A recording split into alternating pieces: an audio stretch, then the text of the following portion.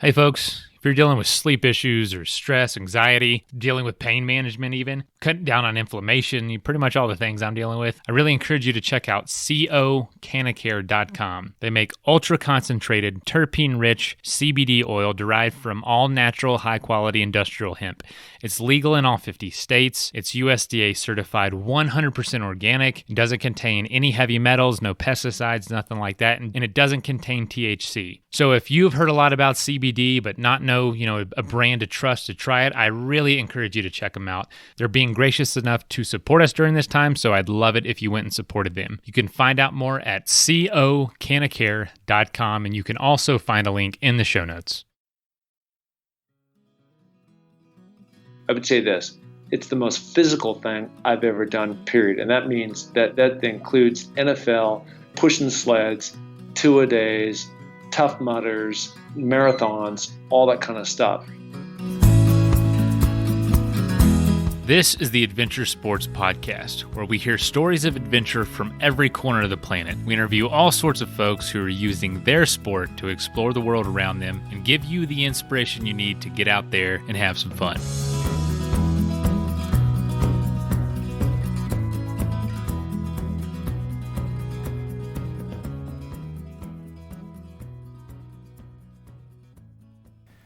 This is a great episode that Kurt did, and it was about 3 years ago that we released this, and it's just awesome. I know a lot of us haven't seen sports in a while, haven't really either talked about it or we're missing that, and so it's kind of cool to hear from someone who was an NFL receiver who changed paths to do the 7 Summits, and he's the first ever NFL player to finish the 7 Summits, in which he has done. And he completed it since then. I'd love to do an updated episode, but for now, this is going to have to do. But there's so much cool stuff in here. I hope you enjoy. Have a great week. You'll be hearing from us on Monday.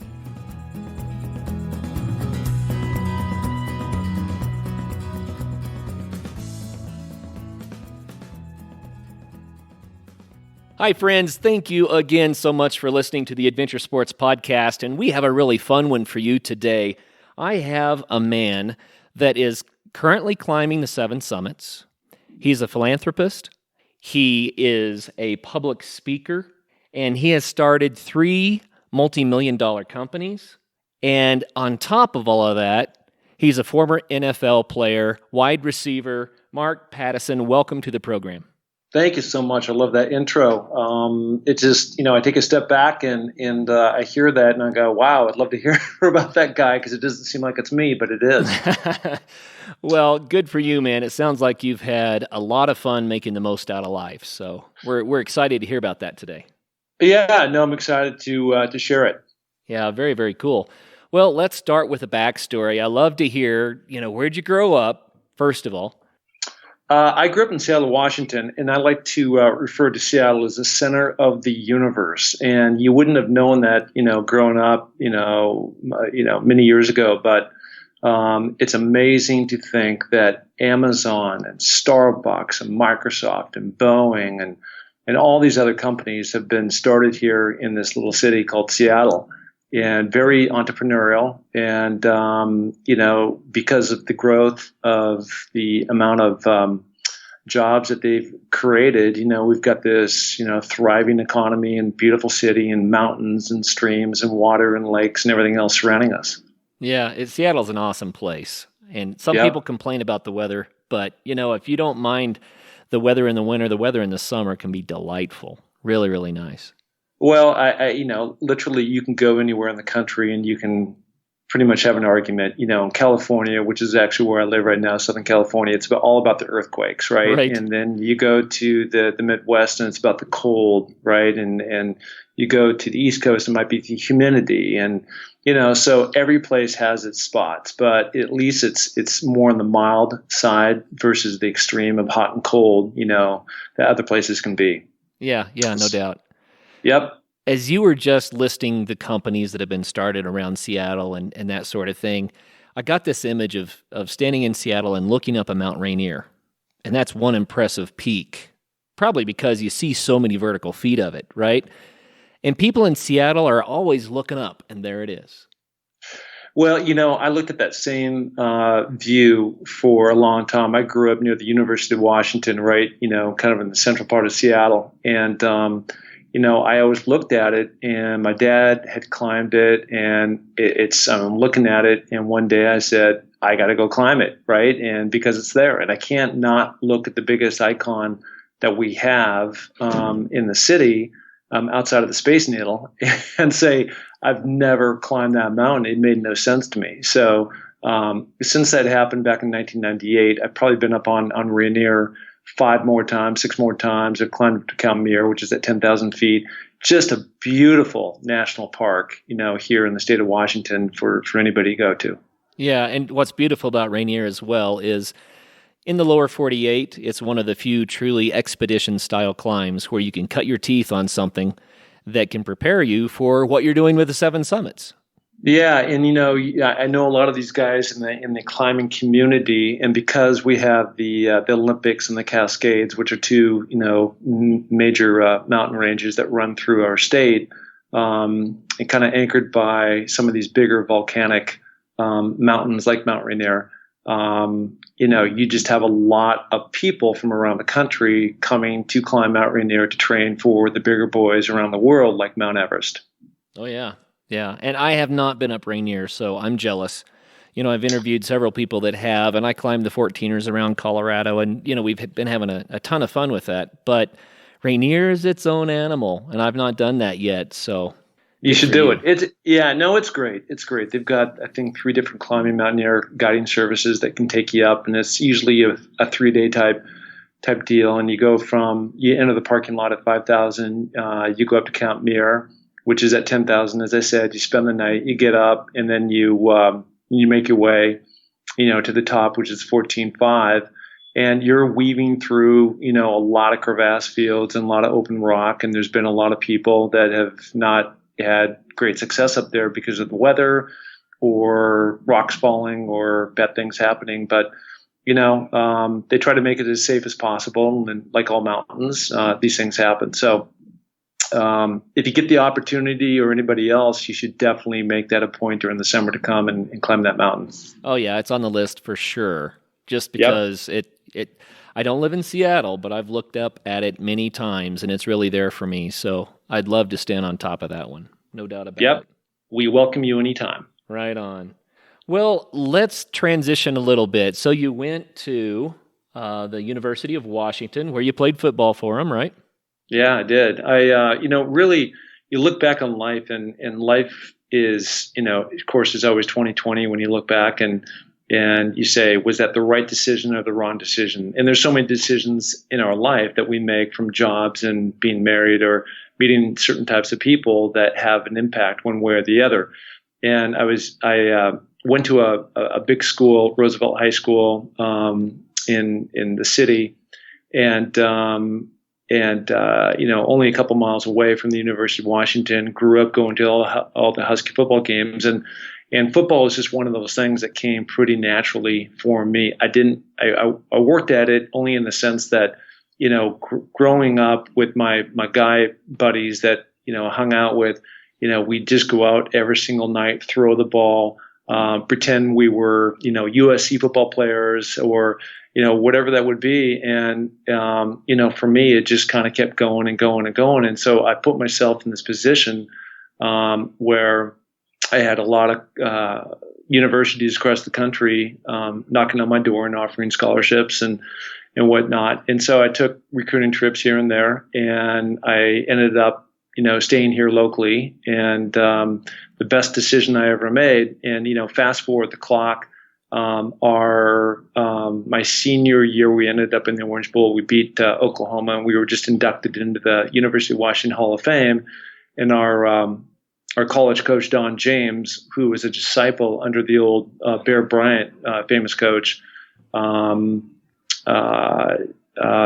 the College Hall of Fame as well. So, it's just, you just never know what it's going to be like when you first go. And some of the places like Cal at the time, went through 3 different coaches and whatnot, and would have been a complete disaster for me. So, Oh, yeah. it worked out in the right ways, and it developed me in the way I needed to develop. I didn't play for a couple of years because I wasn't good enough and big enough and strong enough and fast enough. And, ultimately it all kind of played out the way it should. And, it just turned out to be one of the best choices of my life. Yeah, that's great. Well, and ultimately that led to you playing for the Raiders and the Rams and the New Orleans Saints. Yeah. So now, I again, the worst thing that could have happened to me, well, going back a step, so, back in the day, it's not like today where there's all these different club sports and kids are becoming much more specialized, and they're lifting weights and they're training and they're doing all these different things. It's just, again, going out and grabbing 6 other guys and saying, hey, do you want to play tackle football with no pads, right? And throwing the ball around in the playground. And so when I got to the University of Washington, I could not bench. I weighed 181 pounds. I was 6'2". I was a wide receiver. I could not bench my weight. And so, it took me probably 3 years before, I really got to the point where, I was strong enough, big enough, physical enough that I could take on the other guys in the Pac. In those days, it was the Pac-10. We did add the Colorado and Utah in the Pac. Now it's Pac-12. But those guys, who were out there and they're competing, were bigger, they're stronger, they're faster, they're everything. And so part of my growth and my maturity was just really trying to catch up and do it the right way. And so I did that, and again, ultimately through, not playing, but spending a lot of time at scout team and getting beat up, but learning the ropes, I ultimately, became a starter, and that put me in a position to be drafted. And I was drafted by the Raiders. Back in the day, they were down in LA, so I was drafted by the LA Raiders. And I went down there, and I was there for, I guess, 2 or 3 years. And in my 3rd year, I was traded to New Orleans, which is always a shocker because, it's just like you get a phone call from your dad, from your employer, in this case, Al Davis one day. And he goes, hey, guess what? You're out of here. And like, what are you talking about? What about my apartment, my friends, my car, my cat? Yeah, I've got a life. Right? I got a life, and it really didn't matter, right? So it's just business, and it's just weird. You really never think about that when you open up the newspaper and you see, transactions and say, hey, look who got traded. And they don't understand that there's like a real person behind that curtain, and there's families and there's kids and there's, other things that matter. So anyways, that's what happened, but it was amazing. That's got to be quite the ride. I want to talk quite a lot about the Seven Summits experience, but I still need to hear a little bit more about the NFL. I know that our listeners are going to be saying, you got to ask them, what is it really like? What's it really like? Is the lifestyle as great and as glamorous as everyone makes it out to be, or what's the truth behind it? Yeah, well, it just continues to build and grow, over the years. But, look, so there's 32 teams, and on draft day, I went to the combines. I was fortunate to be invited to go there, and it's kind of a big evaluation whether or not, what round you're going to go, if you're going to be drafted, what teams think what of you and whatnot. And all your draft position is all ultimately by how much money you're going to make per round and whatnot. And then there's 32 different teams. You can end up, and the team represents a city, so you can end up in Buffalo, or you can end up in Green Bay, or you can end up in Los Angeles. And so I'm this kid from Seattle, and it seemed like it rained a lot more back in the day. And I got the call from Tom Flores, who they just come off a Super Bowl. Like, hey, Mark, this is Tom Flores of the LA Raiders, and we've just selected you in the 7th round. And I'm like, you got to be kidding. And they go, no. And so, I'm jumping up and down for joy. And, within a few days, I'm on a plane and down there and in training camp. And the thing that was great, I entered a time when it was kind of still the old school guys and the new school kind of coming in. So, my teammates who I'd grown up idolizing, watching on TV. I'm playing with Marcus Allen and Jim Plunkett's the quarterback, and Cliff Branch, played in 3 Super Bowls, is the other wide receiver, and Howie Long, and Matt Millen, and Lyle Alzado and Lester Hayes. I mean, Ray Guy. I mean, it just went on and on and on. Who I think half that team ended up becoming Hall of Famers.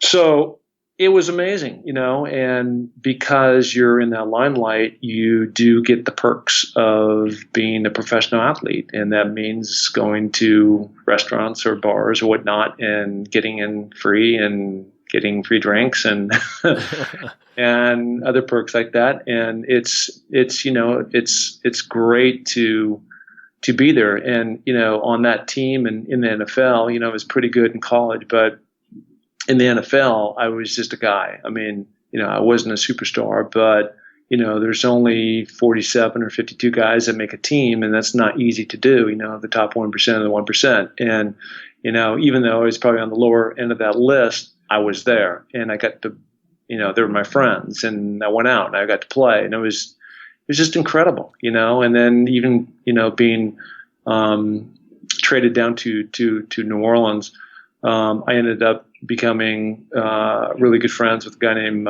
Morton Anderson, who's a kicker, and he just got inducted this year into the Hall of Fame. So he invited me to his Hall of Fame deal that's going to be happening in Ohio this year. So, just to play with those guys, and I knew the guy was special at the time, and just to have that kind of, athletic talent and appreciation, and then all the perks that go along with it, and lifestyle, and where else can you go and you work for 6 months and then you get 6 months off and you make, pretty good dough, and it just can put you in a position to, excel in life. And so they don't pay the guys, what they do today, of course, back then, but it still was a great start. And I'm so fortunate and grateful that I had that experience. Yeah, it sounds really, really cool.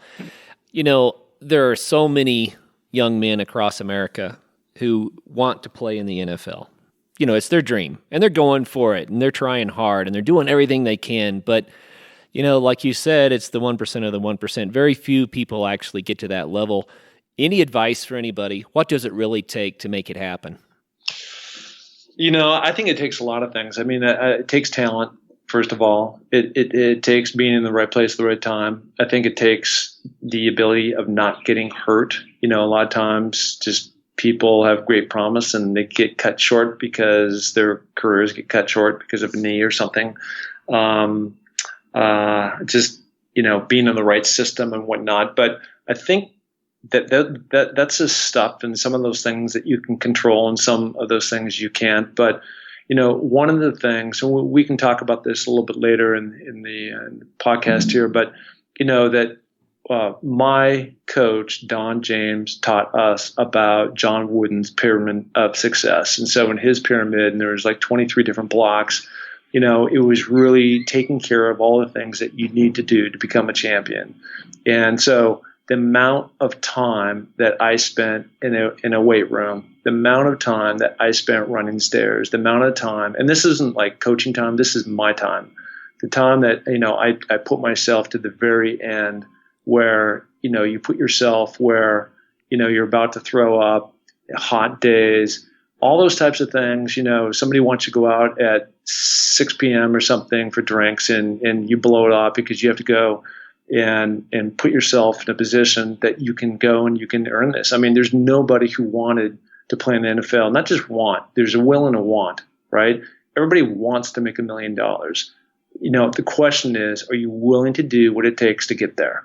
Right. And I've just seen this time and again and again and again. And I just saw it again when I was on Denali recently with somebody who wanted to be there, but didn't do what it took to get there, and it put the whole team in jeopardy.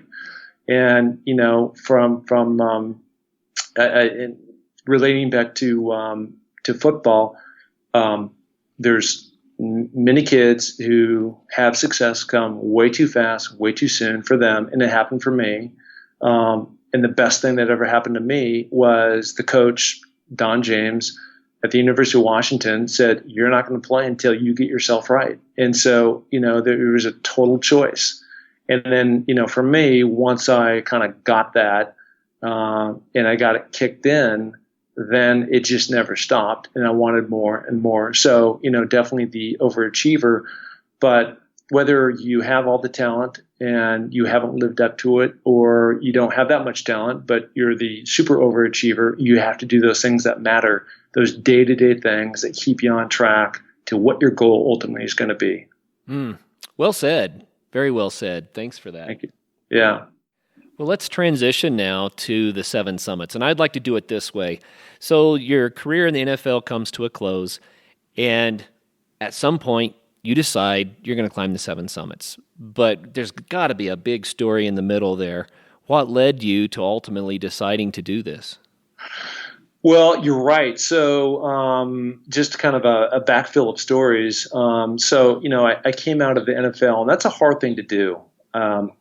So we just talked about putting all your energy into one thing, and this happens to a lot of professional athletes, and it certainly happened to me. And even though I was buying homes with any money that I was making from the NFL back here in Seattle, single family homes, I was living in California, and I didn't feel like that was going to be my end all. So ultimately, it took me about 1.5 to 2 years to figure it out and kind of get stabilized. And then I started some different companies. And so then I entered, kind of my next phase of life, which was this, got married, had kids, moved the family back to Seattle, and just doing the family thing and totally happy doing all that.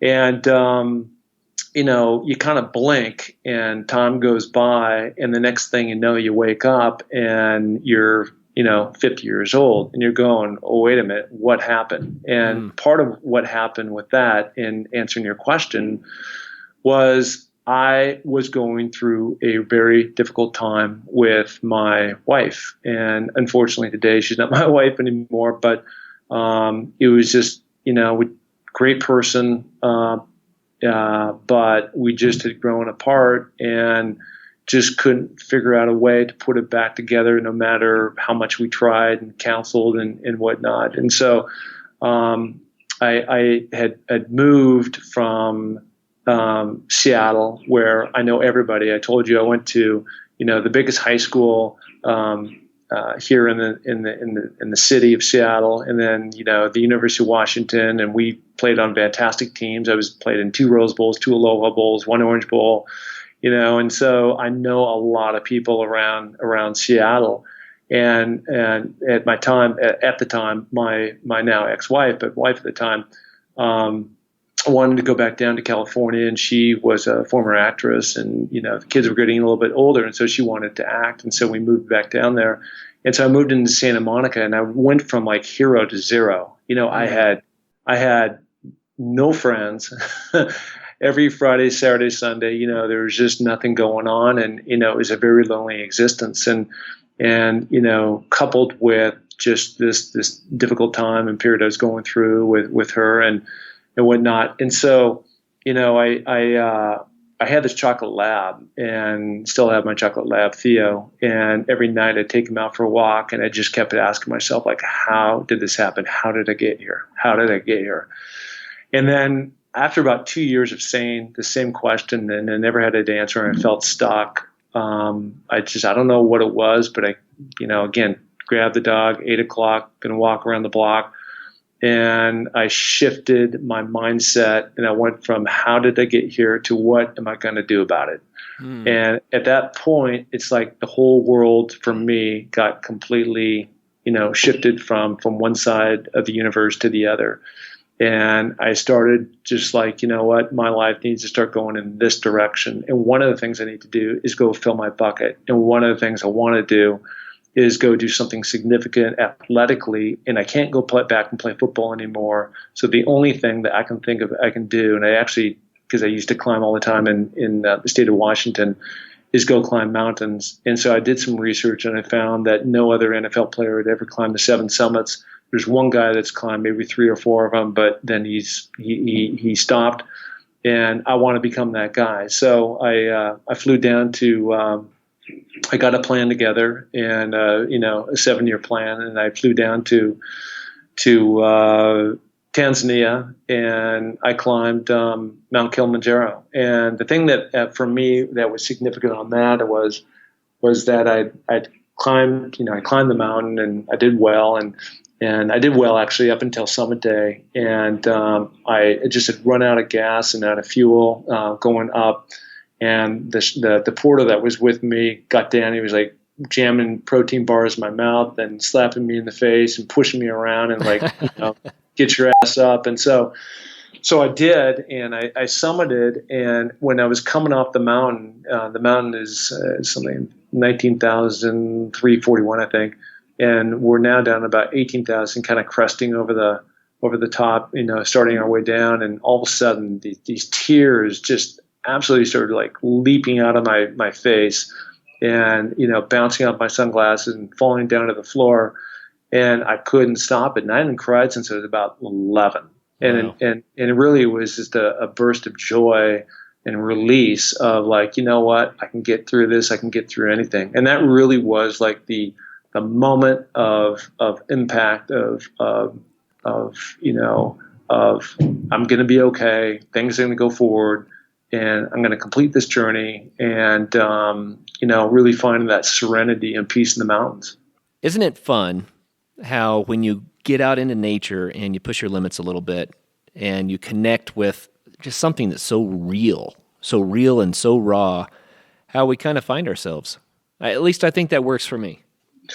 No, I think you nailed it. And I went through this again recently. I just got back off Denali and in Alaska. And it is so beautifully majestic as you're flying through the Alaska range, and as you're weaving in this otter plane, and you land on the glacier and whatnot. And you as you said, a lot of this we have a rope that we're tethered together, and as we're going, and even on mountains like Kilimanjaro, where you're not tethered and you're climbing in a group, everybody's kind of on their own, and it's not one big chat session. And because your phones don't work, and because your computers aren't going, and because you're not sitting there all day and you're moving, your brain just has time to solve so many different problems, right? And so the amount of clarity that you get and the amount of direction that I seem to find and the answers that come are just truly amazing. And then what happened to me on every one of these too, I mean, I've got literally books full of journals of just at night now when you're in your tent, and I'm just journal writing about the day and about life and about where I want to go. And it's just, and so many other times you don't get that, to your point, because you don't have all these different distractions. Right. Right. So I love it. That's one of the reasons why I do it. Well, I'm going to rewind just a little bit. For listeners who are new to the show, they may not know what we mean when we say the 7 summits. And even though we've done several shows about it, for you new people out there, welcome. And the 7 summits means we're trying to climb to the highest point on each of the 7 continents. It's not the 7 highest mountains in the world. It's the 7 highest mountains per continent on the world. And so it's a major undertaking, really, really cool thing to take on, and it's not for the faint of heart. This is big, big stuff. Of course, there's Kilimanjaro, we already talked about. That's in Tanzania, in Africa. There's Elbrus, which is in Russia. We have Kosciuszko, is the way I say it. How do you pronounce it, Mark? Kosciuszko. Kosciuszko. I knew I didn't quite have it right. Kosciuszko, yeah. And I like to poke fun at that one a little bit. Australia, it's not a terribly difficult summit, but what a great trip, right? Yeah, that's the fun 7. Yeah, exactly. And then Aconcagua, that's South America.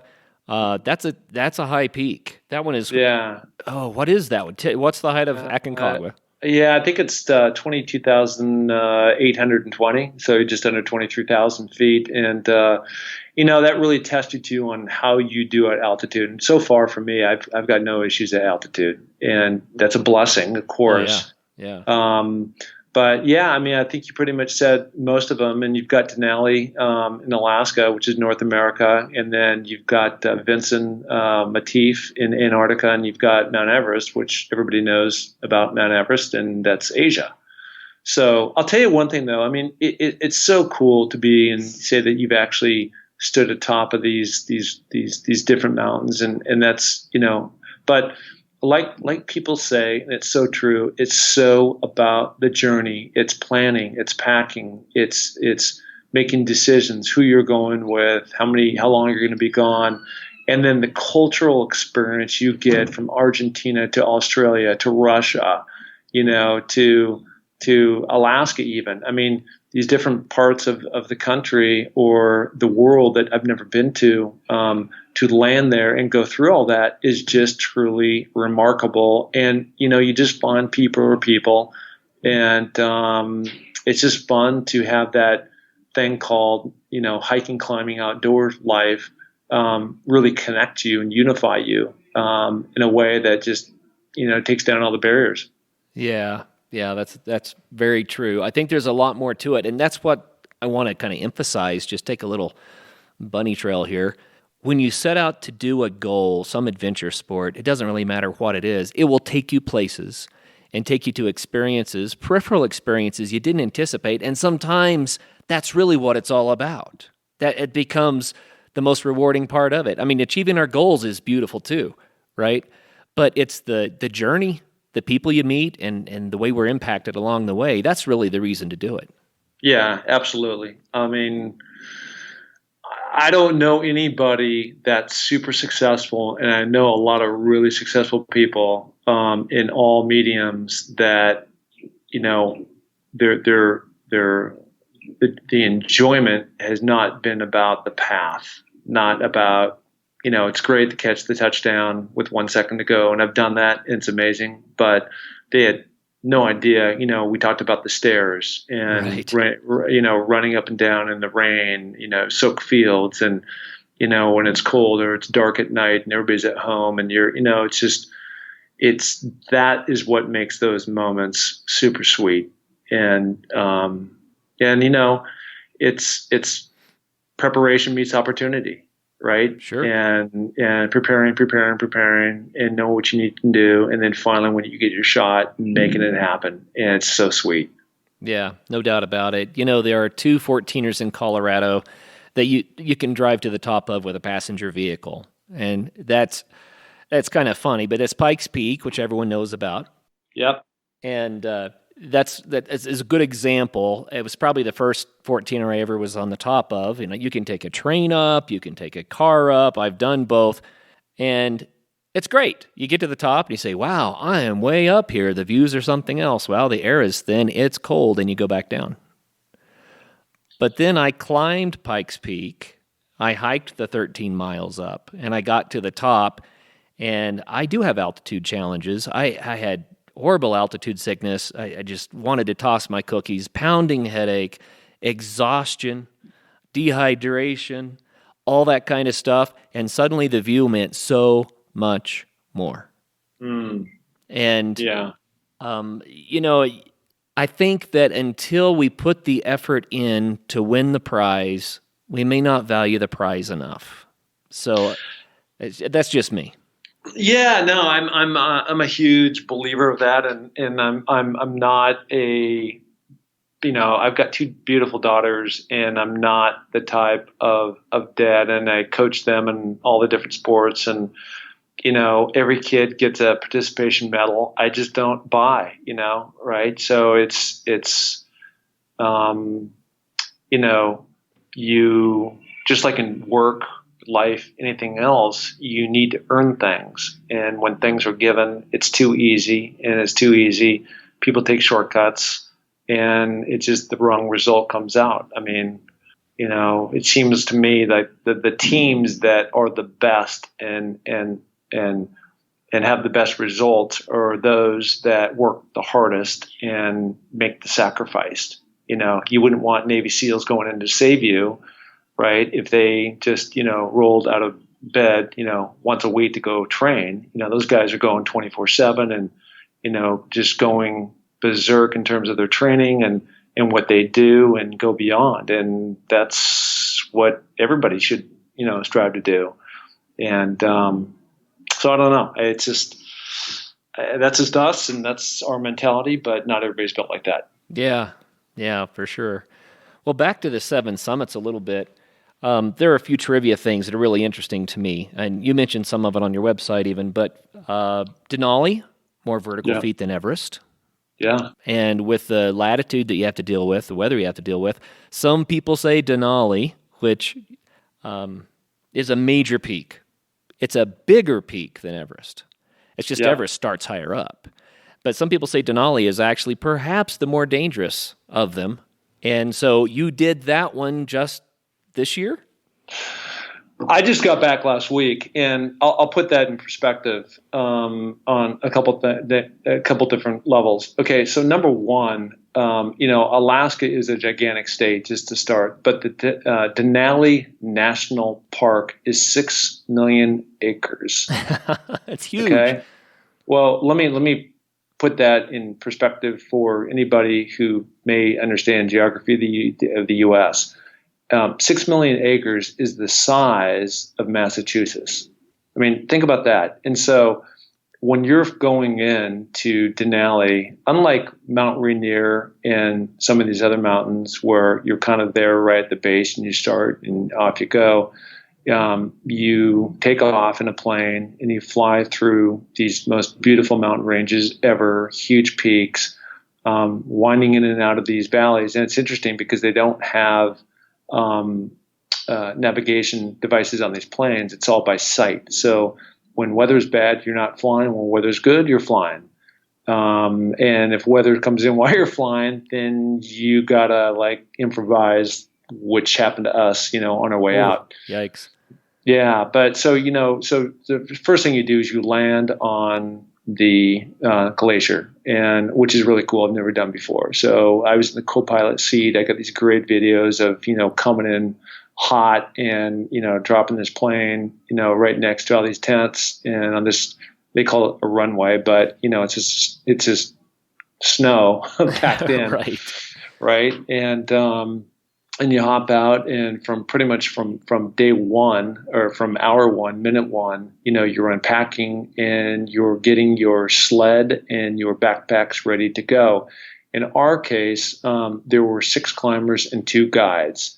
And the thing that made this particular climb the most challenging climb I've ever done, actually, I would say this: it's the most physical thing I've ever done, period. And that means that includes NFL, pushing sleds, 2-a-days, tough mudders, marathons, all that kind of stuff. And the reason why it was for me is because we were pulling 126 pounds in snowshoes in deep snow under the sun, bouncing up the glacier, which was still freezing. And then, every night it was minus 25 degrees in our tent. Wow. And so, you couldn't even get out of bed, or you didn't want to get out of your sleeping bag until the sun poked its head around the clouds, or not the clouds, but the mountain, and it would start shining down, and then the snow that was in our tent, it would start snowing inside of our tent. So you're in there with 4 different layers of puffy jackets and everything else, and it's cold, and it just takes a toll when you're up there for 3 weeks. You've got gigantic crevasses in all directions. I saw 3 different avalanches fall near us, pretty big ones too. There was another guy that was we were roped up, and they had just gone by us, and they were a German group, and he fell over. He had a heart attack, and that was at 14,000 feet. So they had flown a helicopter. The only time they fly helicopters up there is under life or limb. And so this obviously fell into that category, and they flew one up and got him. And, it is steep, it's hard, and the weather can be really harsh. In our case, the entire time that we were there, we didn't have that bad of weather. We had a couple big snow blizzards, 2 feet of snow hit us. But there was this lenticular, ugly-looking Wicked Witch type cloud that would just hover on top of the summit of Denali, and it was blowing around minus 40 degrees. Well, they estimated between minus 40 and 60 degrees. And last Wednesday, they were projecting a biblical type super freeze storm that was coming, that was going to lower the temperatures from minus 40 to minus 89. Oh, wow. Yeah. So we, again, we waited in the tent. We waited in the tent. We went from our 14 camp. We climbed up this very steep face, 2,000 foot vertical, straight up, fixed lines, huge crevasses. Got up to 16,000, buried some gear, which I still have up there, and came down and it just would not release. And with this storm coming, we made the decision, that our fingers and toes and our lives were more important. And, it's Mother Nature. So sometimes you just need to take a time out and come back on another day and attack it, which I'm going to do this next year. But we made a beeline back for the base camp down at 7,800. And so we did that, and we got back. We got to that camp. We started, I think, about 2:00, and we ended up about midnight, 1:00 in the morning. Finally, getting back to where the planes were to come in, and then later that night, about 3:00 in the morning, we were hit by another snowstorm. So all the planes were not coming. So now it's Monday. It's Monday with the superstorm coming in Wednesday. So we only have like a day before this thing is coming in, and we wake up now on Tuesday. I get up about 5:00 in the morning, low hanging clouds. And I'm like, there's no way planes are going to fly in on this. And about 8:30, they started kind of yelling and saying, hey, they're coming. They flew 3 planes in. I got in. I got on the second plane, and the other part of our group got on the third plane, and everybody else got left behind. Wow. So, yeah, we were super fortunate. And then getting out of there, we flew below the cloud line. So we were maybe 100 feet off the ground, weaving down through the mountain passes back into Talkeetna, which is the little town there that you launch from. And it was just crazy. I mean, it's just, you can't believe how close to the ground, just like banking hard left and right, like zipping in and out, like you're in a sports car or something. And it was just part of the adventure. But, again, the bad news is that did not summit, but I think that also represents life, where sometimes you're set back and you just gotta re-tee it up and come back on another day and go forward at another time. Well, I want to say congratulations on making the right decision, and congratulations on coming back to us so you can go try another day. Well, the most important thing for me was to come back and do this podcast, right? So that was the high priority. But no, seriously, I mean, it just got to the point where, I was so mentally strong and there and felt great physically, mentally, emotionally, spiritually, everything. And it just was not going to happen. And then once that happens, your mindset just shifts from I've got to do this to I can't wait to get out of here. Right. And you want to, you haven't showered in 3 weeks, and the meals are awful, and, the cold and whatnot. And it's just now a race of trying to get out, and then the uncertainty of not knowing if you can actually fly out. And so anyways, it all worked out the way it was supposed to work out, and it's just all part of the adventure. And again, I think I've been very fortunate on these mountains so far, for the most part, from the standpoint of having pretty good weather. But it's just, this one was just a different animal, and gonna have to go back and try it again. Man, that's a beautiful adventure, though. Whether you summit or not, the story you just told, man, if you want adventure, that's adventure in spades. Yeah, I mean, I'll tell you another thing. We talked about too earlier, and I talk about this just because, it's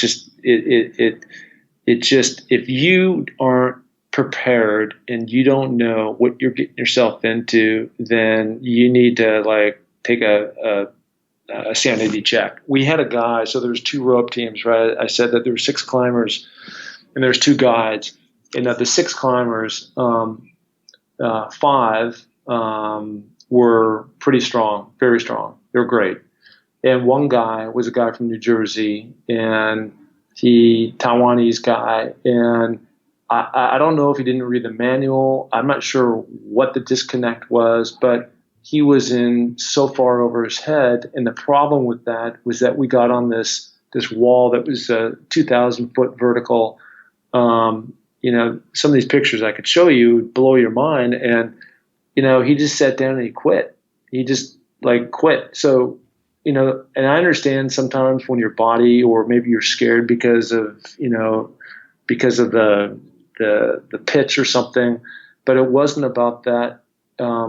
He just quit. He just like, I can't go anywhere. So everybody else has to carry my stuff. Wow. Right. And we were stuck on this, trying to talk him off and lift him over this crevasse, that he just wouldn't stand up. And this kept going on and on and on. And it was just very frustrating because it was either we take him off the mountain or he dies. There was no black and white. And sometimes, you take like a marathon, and you've seen this where, somebody will run 25 miles, right? And they get down to that, and they fall down, and they're mentally, like their legs are gone. They can't go any further, but they're now like they're crawling, right? And it was just the opposite. The mind went. The body was actually okay. His mind just went. Sure. And it's just like, I'm done. And, again, not only did he put himself in jeopardy, but, we were on the second rope waiting for him. We're standing there for a long time, freezing, right? Waiting for him to, just get it together and us talk him in off this mountain. And it happened again a couple different times. And it was just very frustrating. So it's not about that, but it's just about, making sure that you pick your right teammates, and, that if people are going to get into these types of mountains, that they're really, geared up for what's in store. And it's not easy. It's not for the faint of heart. Sure. Even just climbing the 14ers, I've seen a lot of people get to that point. And I've mentioned to many who want to climb, I've taken them up and I say, listen, you got to be in decent shape, but really you're going to climb this mountain with your mind more than your body. And I think if anybody wants to get into the expedition climbs, the bigger mountains, then they need to find out what that is for them. They need to do enough challenging things to find their mental limits and then learn how to get past them, because that's really where the rubber meets the road on these things. Well, that's just it. I'm actually starting my own. I've been inspired by your podcast and some other people's podcast, and so I'm starting my own podcast called Finding Your Summit. Okay, and it's really metaphorical, right? And it's exactly what you just said. Finding your summit isn't necessarily about having to go climb the 7 summits. It might be, in business. It might be doing marathons. It might be doing 14 peaks, or 14ers in Colorado, right? I mean, but you got to understand what your limits are too, right? And then there's a certain path that you take to go and achieve those things, but you just got to make sure you do those in the right order.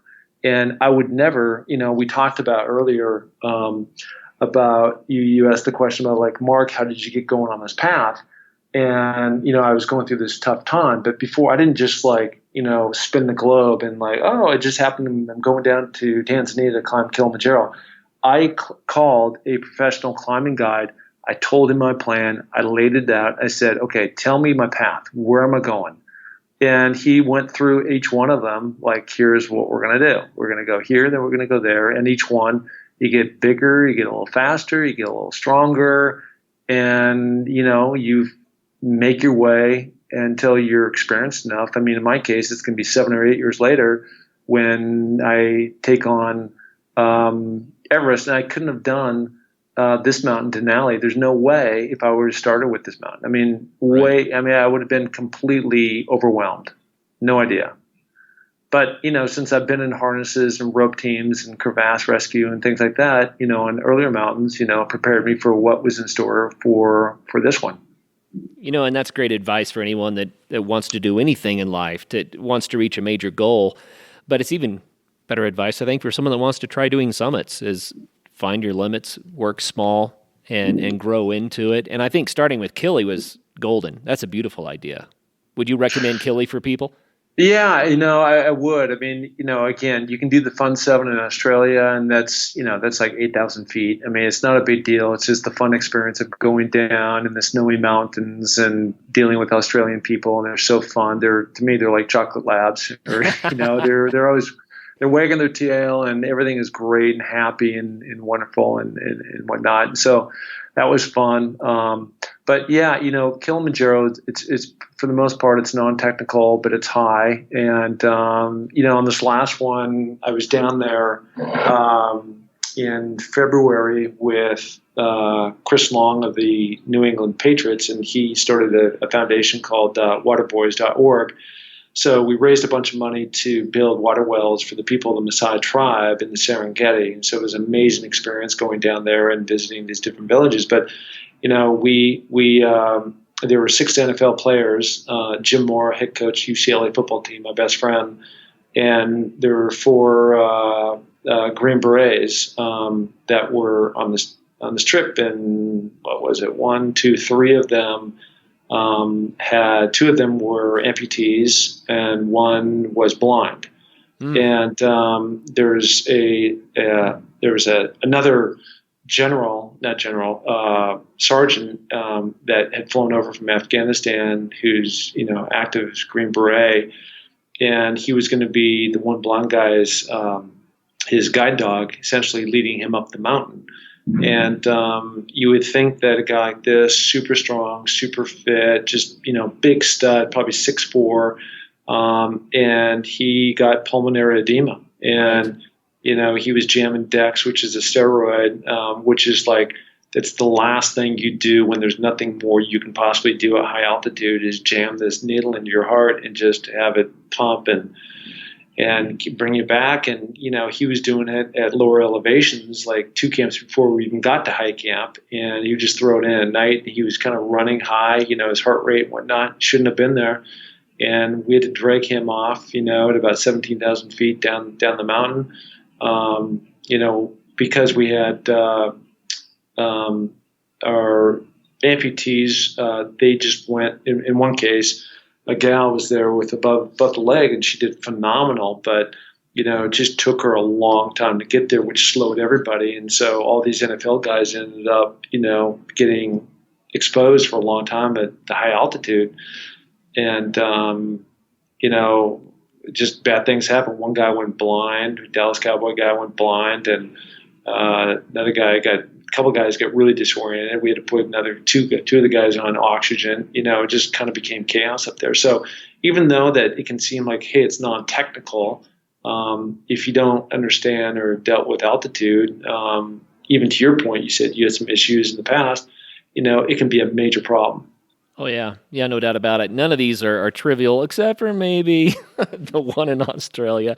And I joke about that one because I sleep at night at a higher elevation than that peak. But it still sounds like a wonderful trip, like I said. But I guess the point is we don't need to make light of this. This is the real deal. When you try doing the 7 summits, this is the real deal.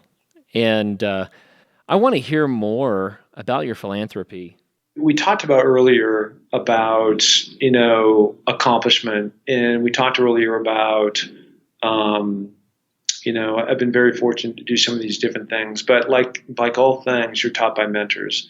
And my former head coach, Don James, was taught by John Wooden, and all about the pyramid of success. And so anyways, the long and short of it is I had created, my own kind of version of that to get me through a lot of different things called summits. And summit being kind of the seed, the idea, then you have to unleash that idea, then you move that idea, then you measure it, you improve it, you traverse, as things happen, like, what happened on Denali for me. And then at the end, when you succeed, you summit, to me, that's really about paying it forward, right? And I've been so blessed in so many different ways to be in this position of trying to become the first NFL guy to climb the 7 summits, and exposure from that, and being invited along with, Chris Long, these other NFL guys. And it's because of this journey I'm on, climbing mountains and whatnot. Never thought that would ever happen. But because it did, I do know a lot of different people, and I was able to get together and become part of his Waterboy team. And we were all tasked to raise $15,000 per player, and I pulled Jim Mora in as a partner of mine just because we have a lot of overlap in our friend base. and we raised $47,000. It was really cool. It takes $45,000 to build a well, and so this next year, I believe we're going to go back and we're going to dedicate that well. Literally have a plaque made, put on top of the well in the Serengeti for the Maasai people who don't have. They have to walk 2 miles to get their water. If you can imagine that. And most of the time, it's girls, women who have to go do that, and bad things happen along the way, and it's dirty and everything else. And now they can just go turn on a faucet, and to sustain a community like that, it's water is life for them. Right. And so it's a really amazing. So, Jim and I both feel extremely proud that we crushed our goal. We were able to help these different people.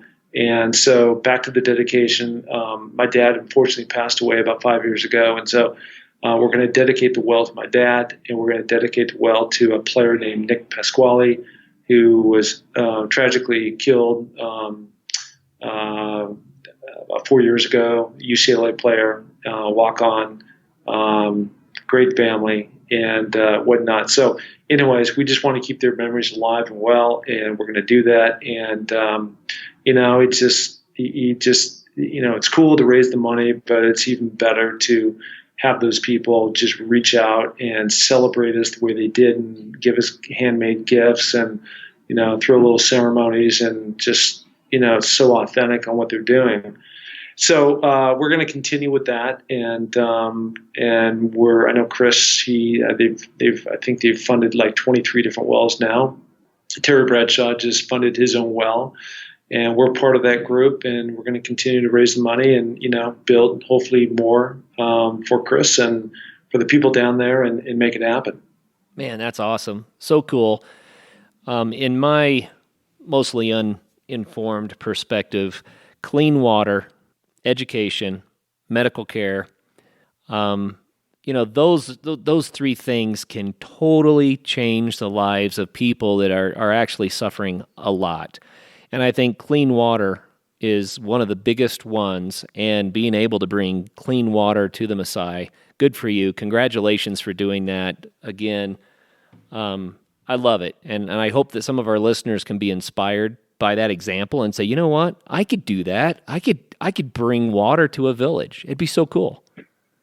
Anybody can do this stuff. This is my second time I've climbed Kilimanjaro. As we talked about, my first climb, started with Kili, and at the time I was just like, and this is when I was kicking everything off, and I was just at the beginning stages of all this different stuff, and so I started my own fundraiser, and I found a local boys and girls inner city group that was looking to build their parks and services programs up.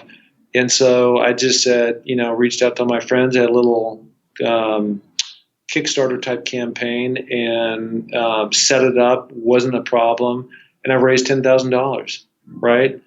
And anybody can do this. You don't have to be super special, but you just need to be aggressive in terms of pounding the emails and Facebook and tweets and all that kind of stuff, and really promoting what you're trying to do. And if it's a worthy cause, people will get behind and help. And that was $10,000 that time. Jim and I did 47 and counting. So it really doesn't matter, but every penny helps. So it's just all good, and it makes you feel great. Oh yeah, really, really cool stuff. My roommate and I actually built a vocational education school in a village in Kenya before the internet was a thing, before there was a Kickstarter or any way to get it out. And we just started traveling around and telling everybody, we're funding this project, jump in. And they did. And I think you're right. Anybody can do it. All you have to do is say, I'm going to do it, and start doing it. And really rewarding life experience. So kudos to you, man. And I agree with you. It can be done. And what's so cool about people that do adventure sports is what you're doing gets people's attention anyway. So why not tag a fundraiser onto that and make a difference for others in the world? Well, here's the bottom line for me. I never got into this. I got into what I'm doing because I was in a really low place, right? I had no idea that I would blink, and 5 years later, I'd wake up and I'd be in this position to be doing these types of things. And part of that is after I got up back in Cagua, this is a year ago, I just started writing down kind of my own summit, what I want to do, my seed, my unleash, my idea. And part of that was I'm going to start a Facebook fan page. And, a year later, it's 125,000 people strong, and Instagram. And people love to follow the journey. They love to be inspired in the way that, you're getting out into the mountains and you're going all over the world and you're sharing it and you're sharing your experiences. And it's just like, well, boy, if that can happen, what would happen if we now started to put a cause behind what we're trying to do because of the amount of people that we're reaching, and they seem to love the journey that we're on, that they could actually sort of participate in some way. And so, it's kind of a whole ecosystem that's been created. And so kind of out of, the depths of darkness has come this amazing, sunlight. And it's just now it's got momentum, and it's just, a blast to be along with. It's just, I don't know. It's really cool. Yeah. You make a difference for others. You start living life a little bit larger. You set some aggressive goals. You go for them, and life changes. It changes. Yeah. The journey becomes something completely different. So, yeah, it's kind of like life. Yep. And we could go on about a lot of this stuff forever, but let's make sure that people know how to get in touch with you. So, the website I'm currently looking at is markpattisinnfl.com, and that's Pattison, not Patterson, right? So markpattisinnfl.com. Yes. Yep. So P as in Paul, Attison, Mark, M-A-R-K, Mark Pattison, NFL, like National Football League.com. And you can reach me there. And if you're interested in following my journey, love to hear from you, comments, anything else. NFL, the number 2, 7 summits, spelled out. 7, S-E-V-E-N, summits, S-U-M-M-I-T-S. NFL 27 summits, Facebook, Instagram, Twitter. You can find me. Love to hear from you. Yeah, and I'm going to stress again, it is the number 2 and the word 7. Because that's confusing, right? I have to ask you, though, on your, let's see, I believe this is your speaking opportunities page on your markpattisinnfl.com site. There's a picture of a mountain. Mm-hmm. And that looks to me that's Mount Kenya. Do you know? Well, what I would need to do is type in my little name right now, and on my speaking page, go to it. Sorry about that. I'm not quite as prepared as you are. Well, I'm way ahead of you. The reason I'm kind of laughing about it is I saw Mount Kenya from the plane, and I drew a picture of it in my journal by looking out of the airplane window, and that's the only thing I have for Mount Kenya. But this looks a lot like that.